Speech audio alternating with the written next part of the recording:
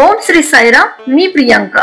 आजच्या या साईमय प्रवासात आपण भेटणार आहोत त्या भक्ताला ज्याने साईच्या चरणी आपलं सर्वस्व अर्पण केलं, ज्याच्या साधनेत, श्रद्धेत आणि समर्पणात साईंचं अस्तित्व जाणवतं. ते म्हणजे साई भक्त मुक्ताराम.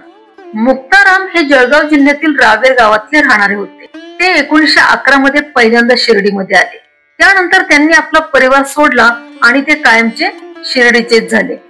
या मुक्तारामाचा उल्लेख साई सच्चरित्रामध्ये अध्याय 22 मध्ये आलेला आहे. सर्व साई भक्त मुक्ताराम यांना ओळखतात. ते खूप अगदी आगळे वेगळे साई भक्त होते. दीक्षितवाड्यामुळे त्यांनी आपल्या खोलीत एक वेगळी धुनी पेटवली होती. कोणाची तमा न बाळगता ते त्या धुनी समोर ध्यान करीत असत. इतर साई भक्त त्यांचे वागणे बघून चकित होत असत. एके दिवशी बाबांनी त्यांना स्वतःची एक कपनी दिली. बाबांची कपनी मळलेली असल्यामुळे मुक्तारामांनी ती कपनी स्वच्छ धुतली आणि वाळायला घातली. वामनराव पटेल त्यावेळी तिथेच होते. योगायोगाने ते त्या कपनीपासून चालले असताना त्यांना त्या कपनीमधून आवाज आला, पहा, मुक्तारामने मला इथे आणून उलटे टांगून ठेवले आहे. वामनरावांनी ते ऐकले मात्र आणि त्यांनी ती कपनी लगेच काढून आपल्या अंगात घातली आणि ते लगेच द्वारकामाईमध्ये गेले. वामनरावांना ती कपनी घातलेली पाहून बाबांना खूप राग आला. पण बाबांनी जाणले होते की वामनराव आता लवकरच संन्यास घेतील. या घटनेनंतर वामनरावांची अध्यात्माच्या मार्गावर अधिक प्रगती झाली. आध्यात्मिक दृष्ट्या उच्च स्थानावर जाऊ पाहणाऱ्या आपल्या त्या भाग्यवान भक्तांना बाबांची जुनी वस्त्रे प्रसाद म्हणून मिळत असत. साईबाबांच्या वस्त्रात अपार शक्ती होती. एकदा बाबांनी आपली कपनी म्हाळसापतींना सुद्धा दिली होती.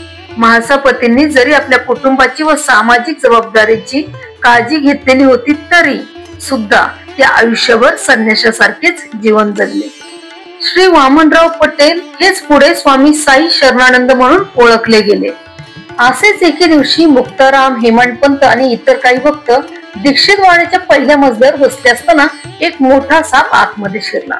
हेमंतपंत म्हणाले, त्याला मारून टाका. तर मुक्ताराम म्हणाले, नको नको, त्याला सोडा. ही चर्चा खूप वेळ चालली. दोघांमध्ये यावरून उग्र चर्चा झाली. मुक्ताराम यांचे म्हणणे होते की सापासारख्या सजीवांना मारू नये, तर हेमंतपंत म्हणत होते की ते धोकादायक असल्याने मारणेच योग्य आहे. रात्र झाल्याने चर्चा निष्कर्षाविना संपली. दुसऱ्या दिवशी हा प्रश्न बाबांकडे ठेवण्यात आला. तेव्हा बाबांनी आपले मत मांडले की देव सर्व सजीवात वास करतो, मग तो साप असो, विंचू असो किंवा मनुष्य. तोच या विश्वाचा सूत्रधार आहे. सर्व जीव त्याच्या आज्ञेप्रमाणेच वागतात. त्याची इच्छा नसल्याशिवाय कोणीही कोणाला इजा करू शकत नाही.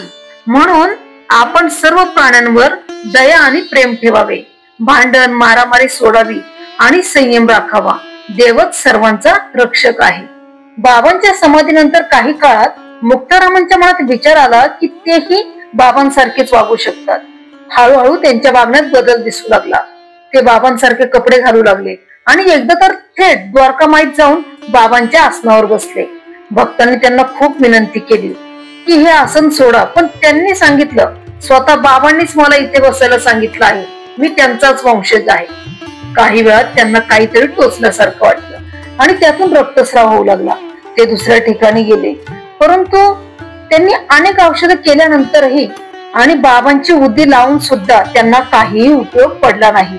अखेरीस त्यांनी बाबांची माफी मागितली आणि जानेवारी 1919 मध्ये त्यांचे क्षयरोगाने म्हणजेच टीबीने निधन झाले.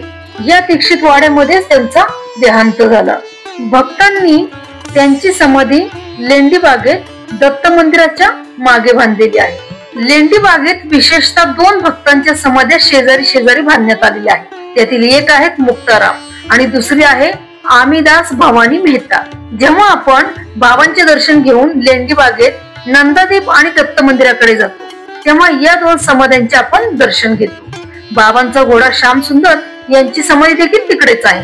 आता साई संस्थानने दोन्ही समाध्यांचे नूतनीकरण केलेले आहे. त्यावर भक्तांची नावे व त्यांच्या देहांताचे वर्ष असलेले फलक लावलेले आहेत. या दोन्ही भक्तांचं साईबाबांशी असलेलं नातं वेगवेगळं पण आत्मीय आणि भावस्पर्शी होतं. साई भक्त मुक्ताराम यांची ही कथा जर तुमच्या मनाला स्पर्शून गेली असेल तर कृपया कमेंट मध्ये ओम श्री साईराम नक्की लिहा. प्रेमाने लाईक करा आणि सबस्क्राईब करा. तुमच्या प्रत्येक साई नामाचा उच्चार आपल्या सगळ्यांच्या जीवनात शांतता आणि भक्तीचा प्रकाश आणो. ओम श्री साईराम.